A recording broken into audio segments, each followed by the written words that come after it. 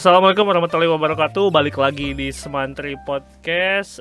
Di episode kali ini saya bersama salah satu kawan yang sempat punya project bareng ya waktu itu. Kalau nggak salah kita pernah ada sedikit resital bareng, trio ya dulu ya. Oke. Jadi ceritanya kita sama-sama pendatang di tempat di Bandung ini. Kita sama-sama datang untuk menuntut ilmu di salah satu kampus yang juga sama. Sudah kedatangan Mbak Safira apa ya lengkapnya, lupa. Halo. Halo, Safira Ardita dari Jogja. Safira Ardita umur dari 23 Jogja. tahun. Halo Mbak Safira, sehat Mbak Safira ya? Halo, saya. Kalau gimana? Pripun? Alhamdulillah baik. Diperkenalkan dulu dong, Safira ini gimana awalnya kamu bisa bersinggungan dengan dunia musik pertama kalinya? Oke, jadi awalnya tuh karena aku di keluarga musisi gitu loh, bapak musisi gitu. Jadi kenal musik pertama itu tahunya orkestra. Karena bapak kebetulan fokusnya di musik klasik. Nah, berarti fokusnya itu dulu itu kamu dilahirkan di keluarga musisi dan emang udah base-nya di Jogja, udah tinggal di Jogja? Udah di Jogja. Udah di Jogja, berarti tepatnya di kota apa tuh? Di Bantul. Oke, di Bantul. Berarti dari dulu udah di Jogja, di Bantul, mulai mengenal musik hingga akhirnya kamu mulai bersinggungan dengan musik mulai kapan tuh? Sejak kapan? 3 tahun. Dari 3 tahun. Wow. 3 tahun kenal. Pertama kenal biola dulu. Terus? Ngefans pertama kali sama Vanessa May, kalau tahu. Vanessa May pemain violin yang pop itu. Nah itu pertama kali seneng ya, kayaknya main violin cewek cantik gitu loh kalau yang main violin gitu. Akhirnya dibeliin violin tuh 3 tahun setengah. Berarti dulu tuh. Nah itu awal-awal. Dulu tuh ukuran violanya masih kecil ya, masih enggak? 1/4. 1/4. Masih seberapa? Masih ada tau di belakang. Masih disimpan. Enggak umur 3 violin tahun. Pertama. Umur 3 tahun tuh apa yang kamu ingat? Emang kamu udah ingat dengan dunia gitu, dengan kok bisa kenal sama biola sih? Maksudnya tiba-tiba tahu Vanessa May dari mana? Karena dari CD. Nah jadi bapak tuh pulang dari studi di Spanyol, dia bawa CD. Nah CD-nya tuh Vanessa May, terus ada Kenny G segala macam. Terus tertariknya sama yang pemain violin. Dari situ akhirnya aku mau violin gitu langsung. Oke. Minta aja gitu. Ini bagus gitu. Langsung dibeliin deh. Dari 3 tahun mulai mengenal biola, itu belajar biola sampai sekarang mungkin? Sampai sekarang iya, tapi sekarang udah otodidak sendiri. Nah, dulu ada private ya. Nah, berarti gitu. Kamu mulai latihan biola secara serius lah. Maksudnya serius dengan ada gurunya, dengan belajar bacanya, itu mulai kapan? 5 tahun. Wow. Mulai 5 tahun itu ikut Amari, Ensemble Musik Anak Remaja Indonesia. Itu base-nya di Jogja. Cuma di Jogja Amari itu. Nah nanti itu jadi kayak kumpulan remaja-remaja main musik orkestra, tapi fokusnya orkestra. Nah itu pertama kali beneran fokus, terus beneran pertama kalinya into classical musik gitu. Dulu 5 tahun. Pertama kali belajar biola sama siapa? Apakah ayah pemain biola juga? Enggak. Bapak alat musik tiup. Alat musik tiup. Oke. Alat musik tiup. Ingat gak pertama kali belajar karya violin itu karya apa? Twinkle Twinkle nggak sih? Kayaknya semua anak pertama kali diajarin Twinkle. Nggak langsung yang wow gitu, pasti Twinkle yang sekitarnya sering denger aja lagu-lagu anak gitu sih yang pertama kali. Oke, tapi yang simple. Setelah kamu belajar mulai kelas 5, kelas 6, kamu ngerasa mungkin main biola. Nah, mungkin kita skip sedikit. Kamu ngerasa bahwa kamu pengen berkarir jadi seorang violinis itu kapan? Kayaknya saya kayaknya serius nih, pengen lanjut nih, pengen tetap mempelajari violin tuh jadinya mulainya saat umur berapa? Lulus SMP, mau masuk ke SMM. Nah itu kan harus milih sekolah kan. Nah akhirnya kayaknya diarahin ke SMM aja. Kalau misalkan fokus di musik SMM gitu, SMM Jogja langsung. Dari situ mulai kayaknya aku fokus di musik gitu. Lulus SMP berarti. Amari itu musik remaja di Indonesia itu khusus biola aja atau seluruh instrumen? Seluruh instrumen, tapi fokusnya string ensemble. Tapi kalau misalkan orkes gitu-gitu, kalau misalkan ada partitur yang membutuhkan alat musik tiup, combo gitu, mereka juga diajak join yang remaja-remaja sama anak kecil gitu.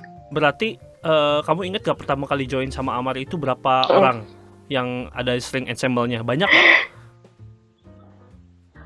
Pokoknya bentuk orkestra pokoknya pas itu. Kakakku juga ikut kebetulan. Kakakku nomor 1. Kayak ikut juga. Violin 1 10 gitu. Violin 1 10 gitu.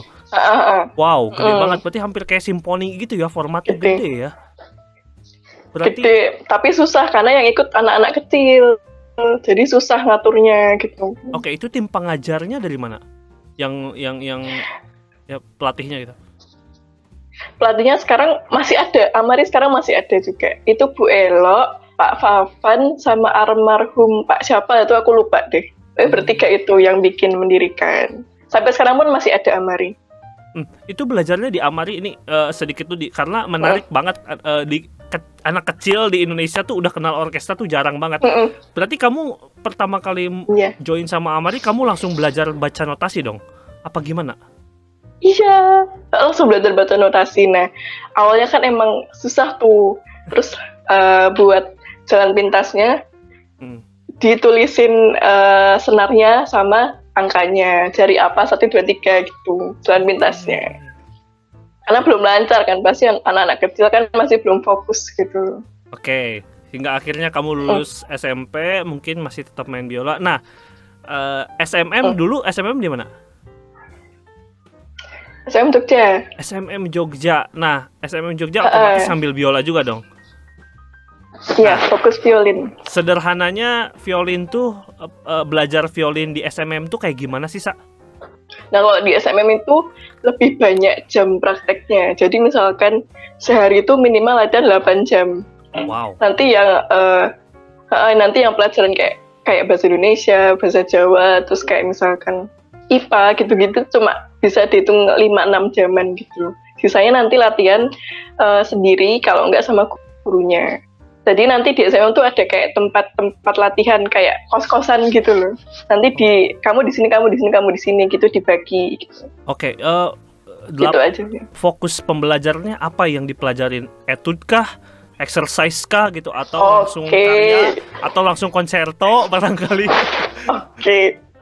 Yang pasti pertama kali ditekanin harus latihan tangan nada. Itu pokoknya yang paling dasar, tangan nada. Nanti kalau misalkan tangan nadanya udah expert, udah bagus, nanti baru naik ke etude, baru nanti naik ke pieces, baru nanti naik ke partitur yang kayak concertino, baru naik. Nanti habis lulusnya bikin kayak resital, jadi main sendiri di panggung gitu. Uji kompetensinya. Jadi solois lah ya. Nah, nanti bisa pilih diiringi piano, bisa diiringin orkestra gitu. Pernah nggak sih nggak lulus? Ada nggak sih yang nggak lulus ujiannya gitu? Kayak kan tadi kan tangan nada, mungkin ujian tangan nada. Atau kamu sendiri pernah ngalamin?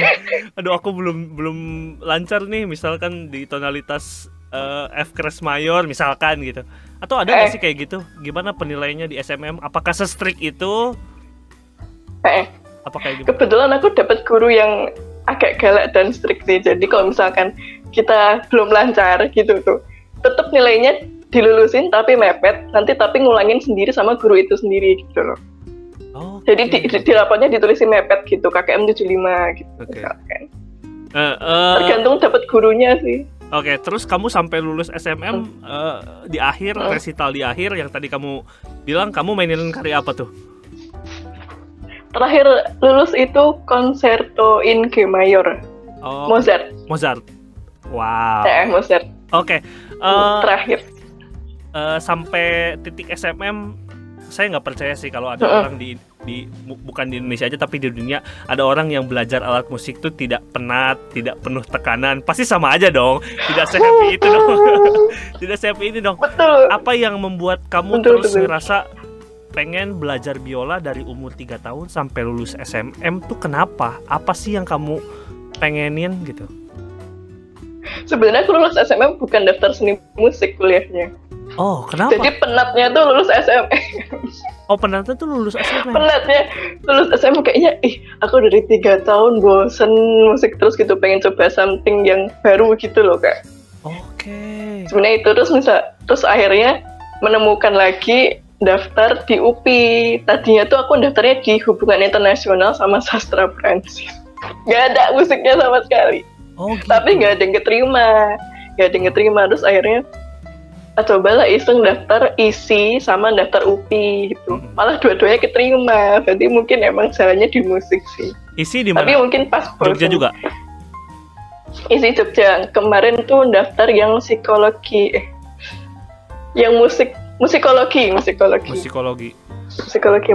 Oke, musikologi. Tapi ngambil yang di UPI. Nah, terus singkat cerita ngambil seni musik UPI dan kuliah di Bandung. Kenapa ke Bandung? Pertama, biar coba suasana baru, teman baru, relasi baru gitu kan. Terus pengen coba apa sih bedanya berkesenian di Jogja sama Bandung tuh, gimana rasa bedanya gitu. Pengen adaptasi gitu aja. Nah, terus biar jauh dari rumah. Setelah yang kamu lihat, kayak gimana kultur di Bandung dan kultur di Jogja? Yang paling mencolok lah, yang sekitaran kamu lah, kamu ngerasa diri kamu sendiri lah, berdasarkan pengalaman kamu, atau yang kamu rasakan ketika kamu di Jogja gimana? Kalau yang aku rasain ya, di Jogja tuh kekeluargaannya lebih kerasa.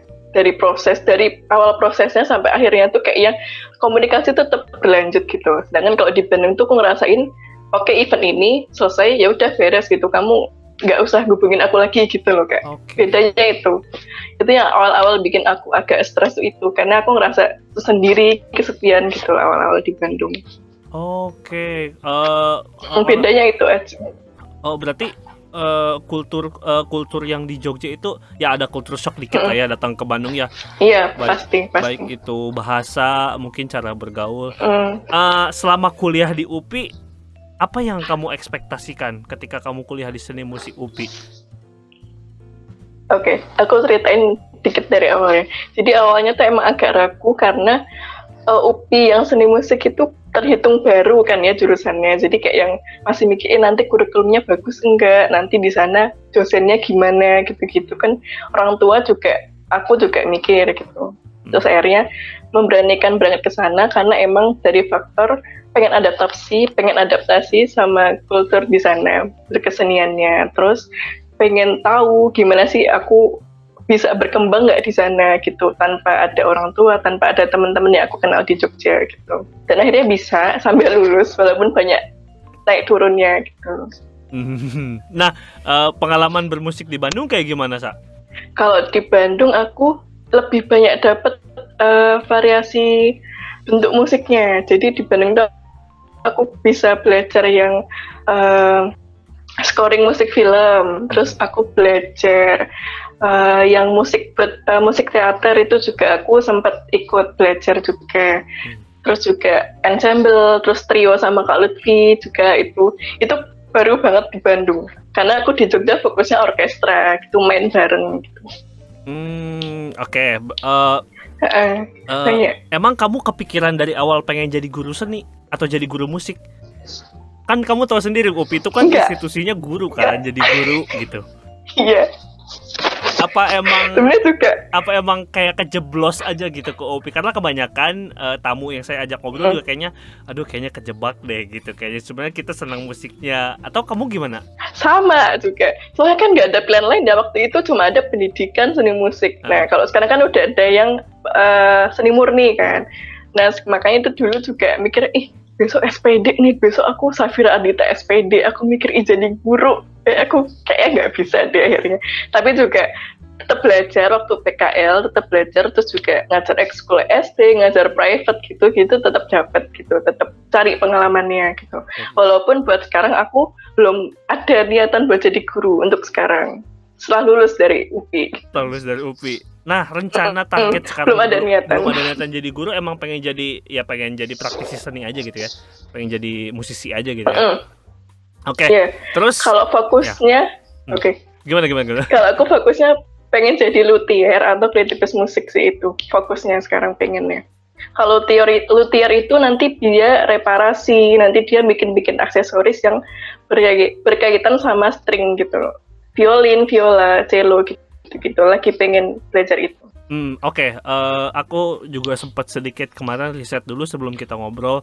Jadi selepas ya mungkin kita pernah ada resital bareng, tuh setelah itu kayaknya nggak pernah beberapa bulan ketemu dan jarang juga ngelihat, dan karena kita udah pisah kota, pisah daerah, terus saya tuh pernah kurang kekeluargaan. Iya, udah gak kekeluargaan. Nah, setelah aku tuh lihat Safira ya paling kita kan saling lihat di Instagram, mungkin yang paling sering bersinggungan. Nah, sempat lihat kamu tuh sempat ke Berlin ya, kalau nggak salah ya nggak? Ke Berlin, ke Paris. Ya, ke Jerman. Itu dalam rangka ngapain? Jadi dapat kesempatan belajar seni musik di sana selama 1 semester. Itu program MOU-nya UPI sama Martin Luther Universitas di Jerman, di Halle tepatnya, kota Halle. Oke, tapi kayak jadi kayak dikirim. Dikirim ke sana. Student exchange gitu. Namanya tapi tepatnya credit transfer. Jadi aku dikirim ke sana, aku di sini tetap ngambil kontrak mata kuliah di UPI, nanti di sana juga tetap kuliah sana, nanti pas pulang tuh dikonversi nilainya gitu. Oke, itu ke Berlin aja, di Berlin aja. Sorry, di Berlin. Enggak, di Halle. Oh, di Halle. Bukan, di Berlin jalan-jalan. Oh, di Berlin jalan-jalan. Oh, tapi kuliahnya di Halle. Di Halle, tepatnya di Halle. Nah, itu kayak gimana kultur kuliahnya di sana, di Halle? Lebih shock lagi, Kak. Enggak. Kamu belajar dulu bahasa Jerman dong? Belajar setahun. Terus? Di Gute. Terus akhirnya udah siap berkas, udah siap kesiapannya, akhirnya berangkat ke sana. Terus di sana juga tetap susah-susah lah ngomongnya tuh. Aku ngerti yang mereka omongin, tapi buat aku jawabnya tuh susah gitu loh. Terus akhirnya ujung-ujungnya pakai bahasa Inggris, ujung-ujungnya minta ke dosennya, minta ke teman-teman. Tapi kadang-kadang kalau masih yang kalimat yang simple-simple gitu, aku masih bisa ngomong in Jerman-nya, gitu, in Deutsch-nya. Tapi nggak ada masalah dalam komunikasi? Nah, komunikasi nggak ada masalah, yang masalah adalah waktu kuliahnya. Waktu kuliahnya gimana tuh?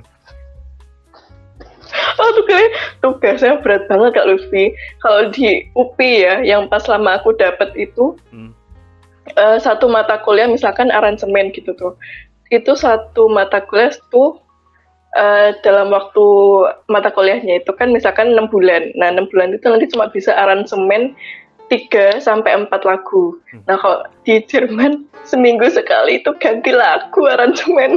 Wow. Dan itu jazz, dan itu aransemen jazz gitu. Itu yang bikin aku agak stres di sana tuh, kayak itu beneran di kamar kerjain terus gitu loh. Wow, dalam bentuk itu yang awal-awal bikin kayak gitu. Wow. Iya, dan itu tuh tiap minggu tuh beda temanya. Nanti harus aransemen jazz, nanti harus aransemen yang misalkan bentuknya kayak jazz bar gitu-gitu. Nanti tergantung dosennya mintanya apa gitu. Wow. Itu yang berat sih awal-awal. Oh, dibikin kayak koral, kayak akhirnya, barok gitu ya. Iya. Wah, gila itu. Seminggu tuh 1 lagu, itu yang bikin aku tuh kayak agak stres juga itu awal-awal di Jerman. Tapi berkesannya karena jadi kayak aku tuh di-push seberapa jauh sih aku bisa ngerjain ini gitu. Jadi ternyata aku bisa walaupun aku stres gitu, tapi bisa gitu. Sesuai deadline. Itu dengan prodi yang sama di University Halle-nya itu? Di sana jatuhnya sama, musik pedagogik jatuhnya, musik pedagogik. Oh, musik pedagogik. Sama lah ya kayak di sini, pendidikan. Sama. Nah, setelah lulus ke Bandung, apa yang memutuskan kamu pulang lagi ke Jogja? Kenapa nggak stay di Bandung atau mungkin adaptasi lagi ke tempat lain? Karena kan, atau mungkin kalau kamu pengen jadi praktisi seni sebagai musisi yang mungkin pengen grow lah gitu, mungkin kenapa nggak ke Jakarta gitu? Nyobain di situ kan lebih pusat, atau gimana menurut kamu? Sebenarnya pengen, karena aku orangnya nggak bisa diem di satu tempat gitu loh Kak. Cuma sekarang agak napas dulu, aku mikir mateng dulu aku mau ngapain, aku mau kemana. Setelahnya aku mau ngapain tuh aku harus mikir itu dulu. Jadi biar nggak buang-buang waktu, buang-buang tenaga, buang-buang uang juga kan kalau itu hidup sendiri gitu kan, bayar kosan segala macam. Jadi sekarang di rumah dulu buat mikir aku mau ngapain gitu. Sebenarnya apa sih menariknya kamu pengen jadi luthier? Luthier tuh kan kayak itu kan memang kalau yang aku tahu ya, kalau misalkan kita ngomongin gitar gitu kan sama kita berbahan dasar kayu. Kalau di gitar tuh luthier tuh jarang banget di Indonesia. Karena apa? Yang pertama peminat classical music tuh sangat sedikit, segmented banget gitu kan. Dimana orang tuh bukan lagi appreciate gitar sebagai bentuk sebuah alat musik yang berkarya seni gitu, atau sebuah karya gitu ya, karya seni gitu gitar itu. Tapi kayak udah fungsinya aja, ya udah selama bisa dimainkan ya udah gitu. Nggak ada kayunya atau mungkin sejarahnya atau mungkin ini pernah dimainin siapa gitu kan. Kalau luthier kan identik dengan itu kan, Stradivari gitu kan. Kalau misalkan biola tuh sampai berapa ribuan dolar.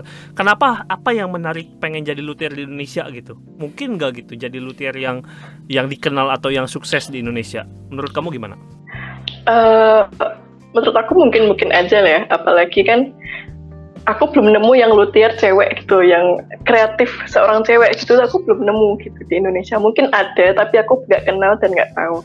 Nah, terus aku tuh juga orangnya tuh suka aja bikin sesuatu dengan tanganku sendiri gitu loh Kak. Jadi aku lebih puas, aku lebih bisa upgrade lagi. Oh aku kayaknya harus ini, aku harus nambahin ini gitu tuh. Aku bisa membenerin sendiri gitu loh Kak.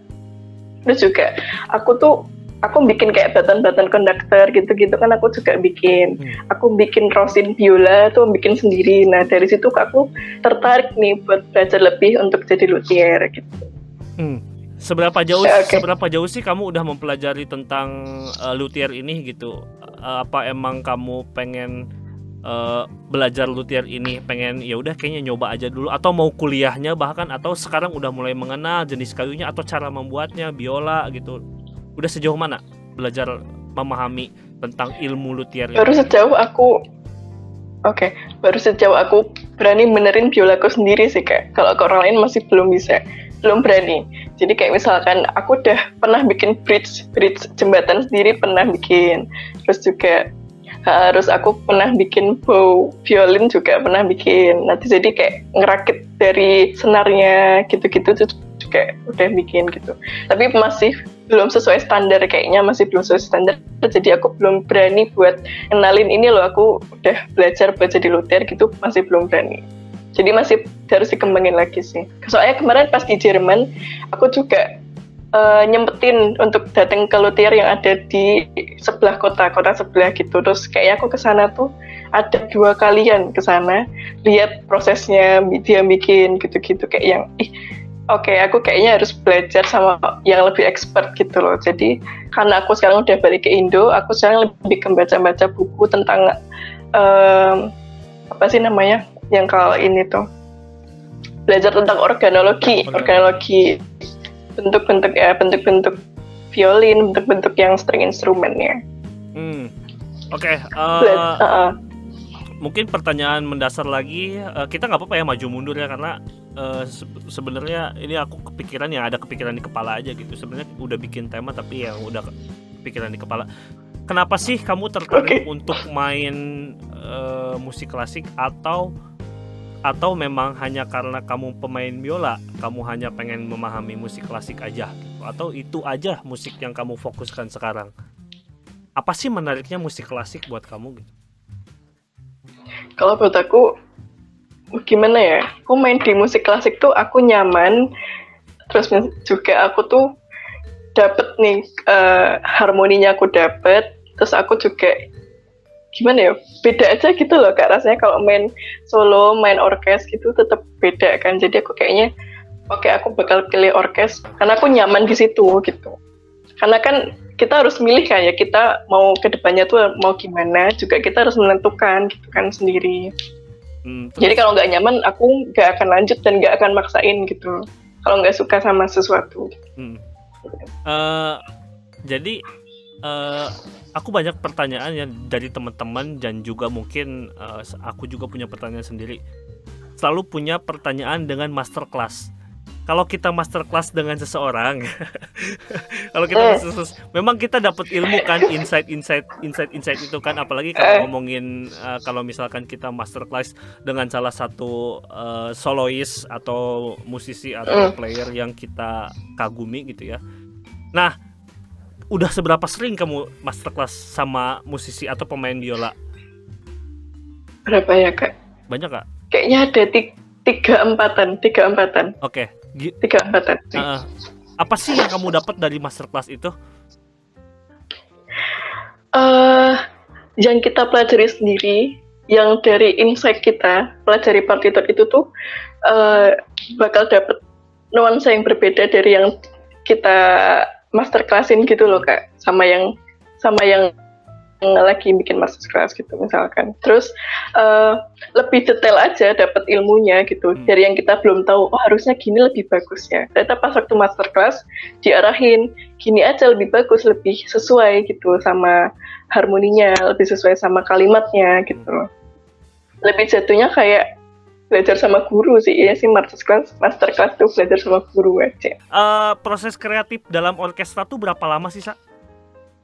Kayak misalkan dari apanya dulu nih? Pertama kali misalkan kita mau contoh, mungkin yang aku sering lihat kamu tuh sering main bareng GBN ya, di GBN kan misalkan acara kemerdekaan di Gedung Merdeka. Itu kayak gimana proses kreatifnya pertama kalinya?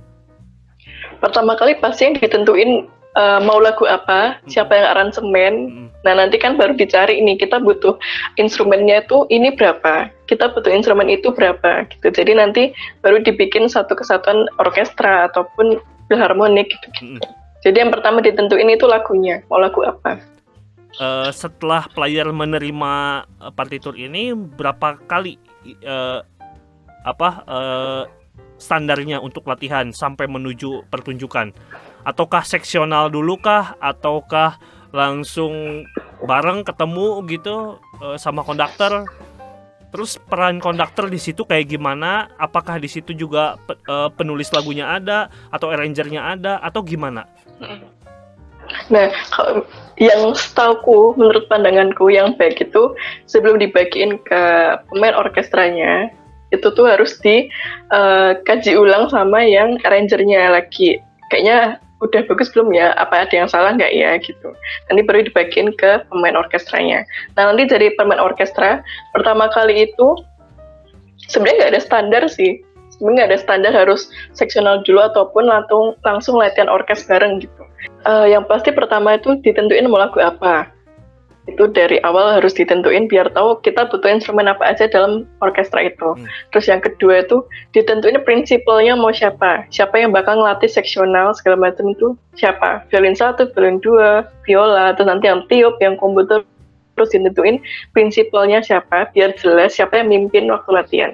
Terus kalau misalkan udah seksional nanti baru kan gabung tuh.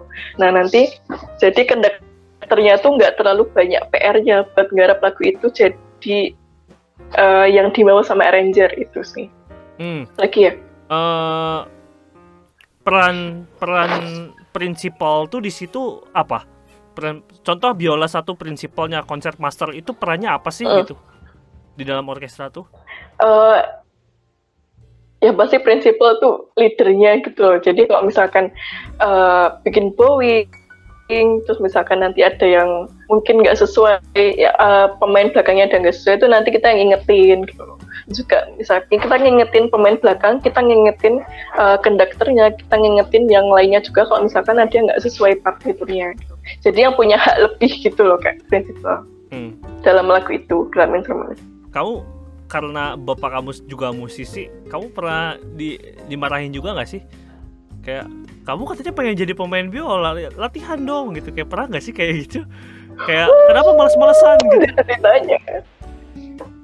Jangan ditanya Kak. Aku kalau di rumah tuh dikunciin tau kalau nggak latihan. Oke, wow. Sumpah. Ini beneran konservatif. Tapi itu dulu. Kalau sekarang aku harus udah stand sama pilihan aku. Jadi aku harus lebih kuat dong. Gitu. Kalau dulu tuh aku beneran dikunci. Kalau belum 2 jam belum boleh keluar. Belum latihan, belum ada suara main violin belum boleh keluar. Wow, typical Asian parent ternyata bapak kamu juga. Enggak, aku karena stigmanya kan mungkin orang Jawa ya. Orang Jawa yang santai gitu. Oh, kamu pengen jadi pemain biola, ya udah. Gitu. Oh, dikira kayak gitu ternyata. Enggak, Kak. Iya. Oh, ternyata strict. Jadi mungkin itu yang dulu bikin aku jenuh setelah lulus SMM tuh, mungkin itu. Ya. Stres juga mungkin.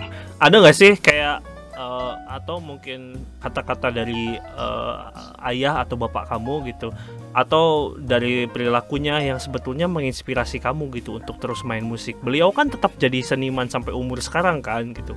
Kok bisa sih gitu ya, bapak kamu tuh tetap menjadi seorang seniman sampai sekarang gitu? Apa sih yang menginspirasinya? Apa yang bikin kamu mungkin kamu akhirnya memutuskan berkarir di dunia musik karena beliau tuh kenapa gitu? Apa sih yang diambil dari nilai-nilai yang beliau tunjukkan ke kamu gitu di keluarga, kayak gimana?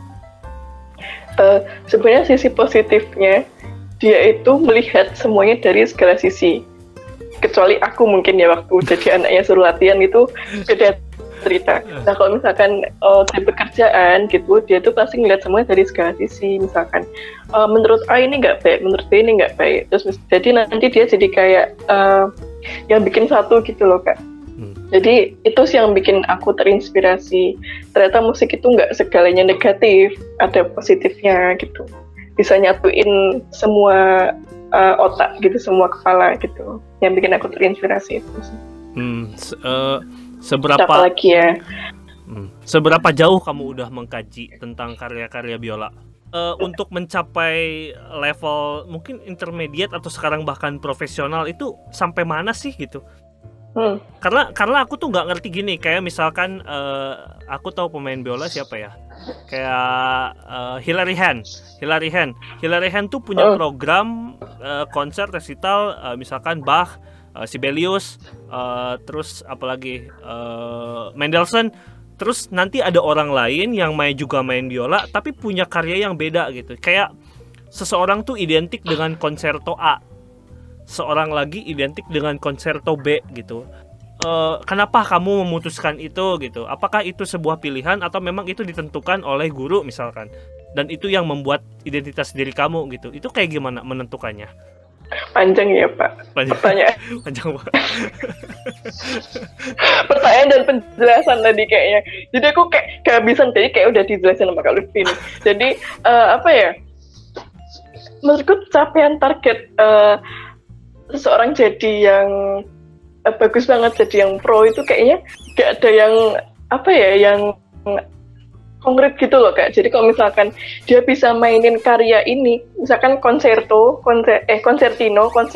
itu kan pertama konsertino. Kalau dia mainin konsertinonya dengan bagus, dengan jelas, dengan sesuai apa eranya waktu itu, misalkan romantik, misalkan apa sih, kalau JS Bach tuh misalkan juga klasik, kalau dia bisa membawakan itu berarti dia udah pro, itu sih. Oke. Jadi nggak terpatok sama susahnya main partitur itu, tapi kalau buat aku pro-nya itu segimana dia bawain itu sesuai dengan eranya tuh udah sesuai apa enggak gitu loh. Jadi itu seintinya bukan dari partiturnya, bukan dari susahnya nggak partiturnya tuh, tapi dari pemain itu bisa nggak bawain partitur itu sesuai dengan eranya, sesuai sama yang arranger minta. Itu sih yang bikin kelihatan pro, yang menurut aku. Kalau kita pengen jadi solois di sebuah orkestra, itu yang menentukan karyanya kita sebagai soloisnya, kemudian orkestranya ngiringin atau orkestranya yang udah punya program sendiri. Kayaknya kita pengen konserto Mendelssohn dari siapa nih soloisnya, misalkan Safira, Alvin, misalkan gitu, atau kayak gitu. Apa artisnya yang menentukan orkesnya? tergantung penyelenggara pastinya. Kalau misalkan udah disepakati partiturnya duluan, lagunya duluan, berarti yang harus dicari adalah orangnya yang kira-kira bisa bawain ini sesuai itu siapa gitu. Nah kalau misalkan kita yang ditawarin mau jadi solois, berarti kita yang otomatis memilih karyanya. Oke. Nah terakhir deh, menurut kamu gimana perkembangan musik klasik sekarang di Jogja deh, kalau misalkan nggak terlalu luas di Indonesia, di Jogja deh. Terus sampaikanlah beberapa kata untuk menginspirasi, terutama ini kan podcast ditonton oleh siswa-siswa juga gitu ya, untuk violinis muda gitu. Menurut kamu kiat-kiatnya bagaimana untuk tetap kuat menjalani, survive dalam berkarir di dunia musik? Aku bingung ya, aku tuh bukan orang yang bijak ya Kak. Aku bingung kalau ngasih kata-kata. Pokoknya semangat aja. Terus kamu yang nentuin kamu tuh mau jadi apa, kamu mau pakai jalan kayak gimana, kamu yang nentuin. Nikmati up and downs-nya. Terus juga dari up and downs-nya itu kamu harus cari penyelesaian masalahnya gimana. Terus juga dari penyelesaian masalah kamu harus ambil sisi baik positifnya. Terus kamu juga belajar lebih biar dapat ilmu lebih lagi. Selama kamu masih hidup, tetap cari ilmunya. Ya, mantap, luar biasa. Silakan yang mau komentar di bawah tentang ngobrolan kita tadi tentang musik, tentang biola, tentang apapun, kultur musik di Bandung, di Jogja. Silakan, apapun bebas. Jangan lupa like, share, dan subscribe juga. Sampai ketemu di episode selanjutnya. Dadah.